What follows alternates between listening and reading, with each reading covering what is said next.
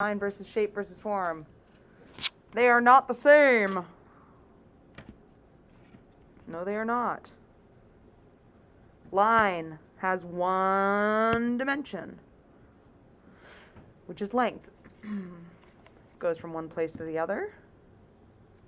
Must have two different endpoints, because if the endpoints are the same, it becomes a shape. So line has one dimension, which is length. Shape has two dimensions, which is length and width. That's what happens when a line crosses over itself. And form has three dimensions, which is length, width, and depth, just like you and I.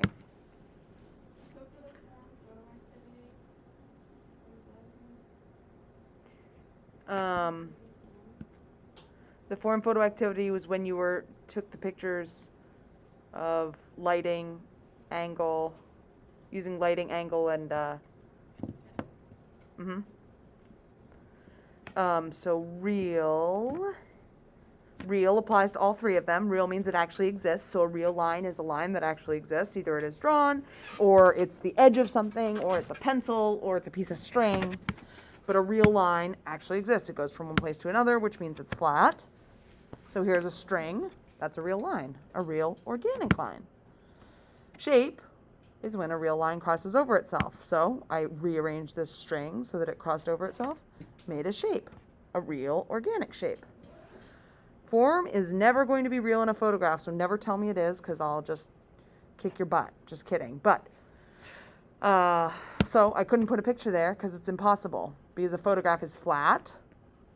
Whether it's on a screen or on paper, it's going to be flat. And real form actually has 3D, three dimensions. Implied, I think of as imaginary, but basically our brain is telling us something is there, but it's not actually there. So an implied line is when things are either arranged into a line, or our brain creates a line because of motion, or because of line of sight, etc.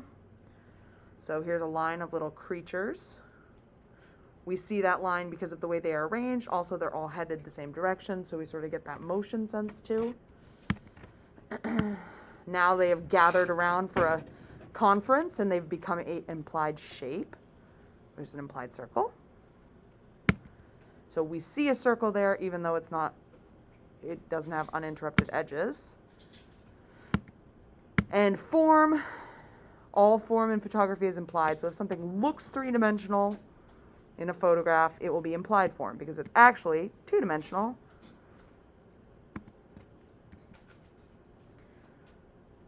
When should we show shape versus when should we show form? You want to show shape if maybe the outline is interesting, or you want to simplify something or flatten it. Those would be times you would want to accentuate shape. Two ways of doing that would be photographing things from above, and another way is lighting from the back to create a silhouette. When might you want to accentuate form? That would be if the 3D-ness of your subject is what's interesting. Here we have a line.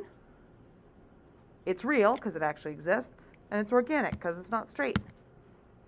And it's a road. This is a better example of form because these elephants, cutie pies, are looking very three-dimensional. But of course, since my computer screen is flat, it is implied. It's also organic because they're natural, you know? Now, here, I chose this photograph for shape. Maybe you would choose this photograph for line. You might say, oh, there's an implied line of the guy riding the bike. That's true. I chose it for shape because of the real geometric shape of the bike wheels. There's not going to only be one element in every photograph. And so if you choose it for something different than I would have, that's fine, as long as it's still like when you describe it, it's appropriate. So I chose this for the real geometric shapes of the circles of the wheels. Got a bunch of stuff going on here. Have a great day, guys. Nice to see ya. Have a good, safe weekend. You too. Thanks. These bubbles I chose for shape and form because I thought some of these looked more flat, and the flat ones are better examples of shape. I circled those with blue. And some are better examples of form. They look 3D. Circle those in red. The highlights and shadows, the value on them, is what's allowing us to think, oh, those things look like they're three-dimensional. Here we go. Due to the angle, a little bit lighting, but mostly angle, I would say, we can see the geometric form, three-dimensionality of these wild structures. Now, our brains know donkeys are three-dimensional. However, due to the angle, we're looking at them straight on. The lighting is relatively flat. It's diffused, which you don't know what that means yet, but it basically means the light's all broken up, so there's not intense shadows and highlights. So I feel that even though I know that they're three-dimensional, this picture shows more organic. The donkeys look like organic shape.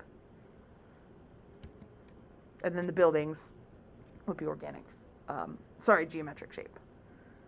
This lovely lady's face, we see highlights, we see shadows, we can see the folds of her neck, we can see the petals of a flower, some overlapping each other. Form, organic form.